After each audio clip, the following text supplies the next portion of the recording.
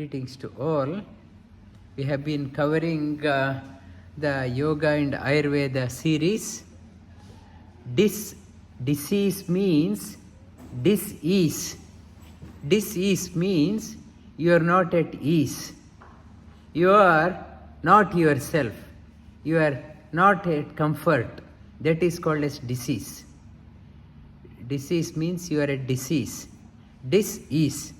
Ayurveda and Yoga text are addressing dis-ease, helps you to be at ease with yourself.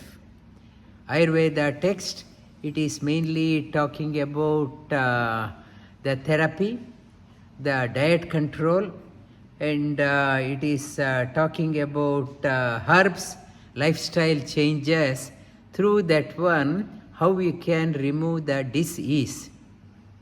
The yoga is talking about aligning the body, breathing and mind, and how to rejuvenate yourself and set yourself free.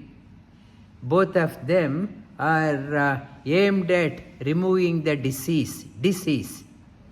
Aṣṭāṅga Yoga from Vāgbhaṭa, he brought out another text along with Charaka Samhita and Shushruta Samhita, Aṣṭāṅga Hṛdaya. Aṣṭāṅga Hṛdaya, he talked about the purpose of Ayurveda. Ayurveda, he is talking about Svasthasya, Svasthya, Rakṣaṇam, and Āturasya, Vikāra, Praśamanam. Svasthasya, Svasthya, Rakṣaṇam. Protect the health, preserve the health, and treat the sickness. Two parts. One is, it is talking about, it can be translated in the modern language, protect the wealth of the wealthy and remove the poverty of the poor. Svasthasya, Svasthya, Rakṣaṇam, you protect the health. First, you have to protect the health. The second part, it is talking about your Āturasya, Vikāra, Praśamanam. The sickness, whatever sickness is there, it is talking about prevention and cure. Ayurveda, it is talking about two dimensions. One is preventative and second is cure. Prevent, I am falling sick. And second one, in case if you fall sick, how to bounce back. And Ayurveda, Aṣṭāṅga Yoga, it is talking about saying disease means absence of disease alone is not called as health. I may not have any disease. Doesn't mean you are a healthy person. You should be vibrant physically, mentally and spiritually. That is the one dimension you should have. Through how to do that one, you should have dinacharya and rutucharya. Have a routine in your life. Not haphazard, I do whatever I want in my life. Not that one. You follow the routine. You should have a routine in your life. Why I am falling sick? I don't have any routine. I get up whenever I want, I sleep whenever I want, I eat whatever I want. It says no. You should have routine. Routine, that is dinacharya and rutucharya. For example, if I have a car, I should have a discipline, what type of fuel I have to put. I put whatever fuel, I don't care. Petrol, diesel, I don't care. There will be breakdowns. So, you should have dinacharya and rutucharya. And it is talking about the second type. It is talking about the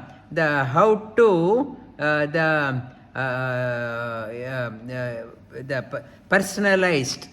Everyone is different. Everyone's ritu is different. Everyone's constitution is different. Ayurveda doesn't give broad medicine for everyone, because everyone is different. According to your constitution, you have All food may not suit me. Food, what is agreeable, I have to eat.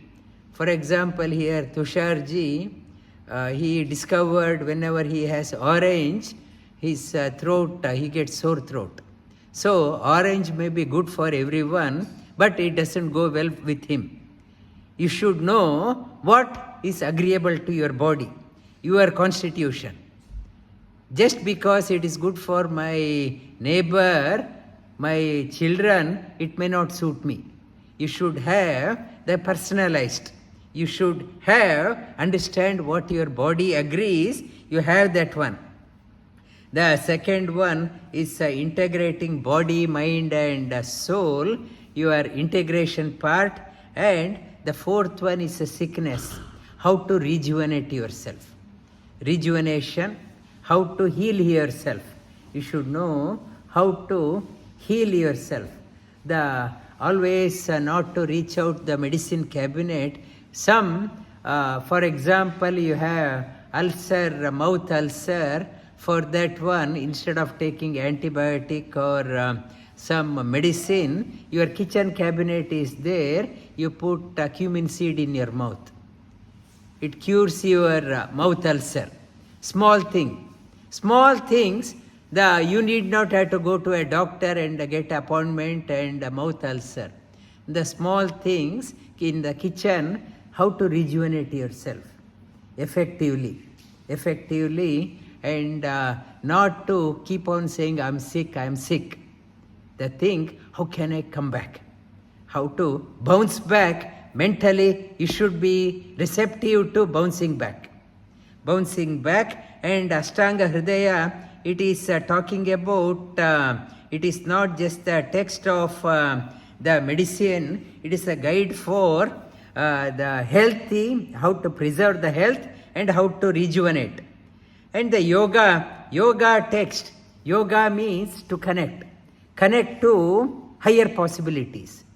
Wherever higher possibility is there, the yoga means connecting myself to the higher possibilities. Wherever good is there, I should be able to grab it. It is saying that, may I not shut my doors and windows for the good things to come. I should open all the windows and doors so that may the good things come to me from all directions. All direction. If I say what I do, that is ultimate. I don't want to learn anything. It is called as Kupa Manduka. Kupa Manduka means the frog in the well. Frog thinks its well is the ultimate. There is a story, one frog, perchance from the sea region, it was in the sea, perchance happened to fall into the well, and this frog in the well asked, where are you from? He said, I am from the sea. You are from the sea? Is it big? Is it big? As big as this one. Saying so, that frog jumped from one end of the well to the other end. Is it your sea is as big as this one? So, we are all don't want to listen to others. We think this is mine. I don't want to accept anything higher possibilities. Ano Badra Kritavo Yantu Ano Badra Kritavo Yantu Vishwataham Adabdha so Aparita so Udvidaha. It is talking about Ano Badra Kritavo Yantu Vishwataha. Whatever good is there, wherever is there, may it come to me from all direction. Adabdaha, without any restriction, may the good things come to me naturally. May I receive them. Adabdaha, aparitaha, not in trickle. In abundance may it come, and udbidaha, it keep on increasing. It keep on increasing, more and more things may it come to me, may I receive. how we evolve, even in the path of spirituality also, many people say, I don't want to learn anything. Only my school and only my teacher, what he says, that only I accept. It is Vedic wisdom is, world is so good. Take it, whatever good is there, take it and apply it, use it wherever it is possible. Yoga means connecting to the higher possibilities in life. Yoga is talking about body. Body is just a vehicle. Body is just a vehicle. Who is the operator is the mind. You are not just the body. You are people go to the gym, only the body build up, body shaping. You are not just the body. Body is cannot do anything. Everything get done through the mind. So you have to look after the mind also.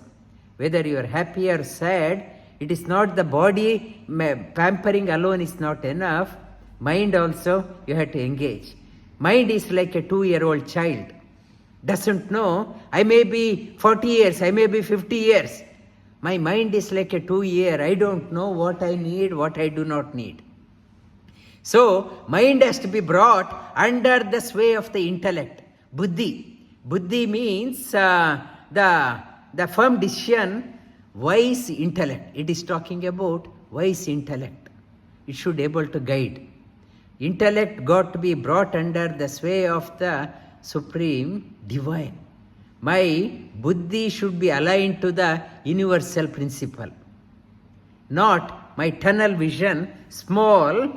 Even the terrorist, they have made up my mind, yes, I want to do. Not that one, it should have a universality application.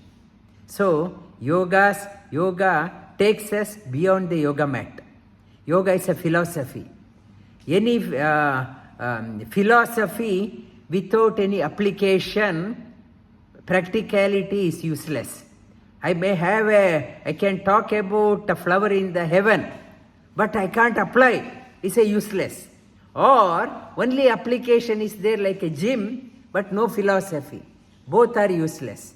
You need both philosophy and its application. Yoga is a universal application, timeless application. It is cuts across all religion, all faiths, all time, timeless. Its application is still relevant. Across all religion, across all faith. It has an application, good for the body, it looks after the body, mind, and it nourishes the soul also. Yoga means this philosophy, in front of the yogic philosophy, all the philosophies are in front of the Everest small hillocks.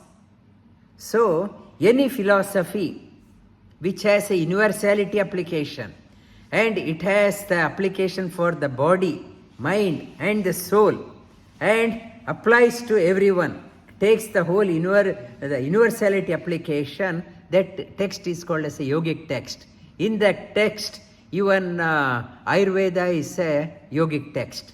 Any text which has to be practical, universality application, timeless application, it has to be applied for individual life.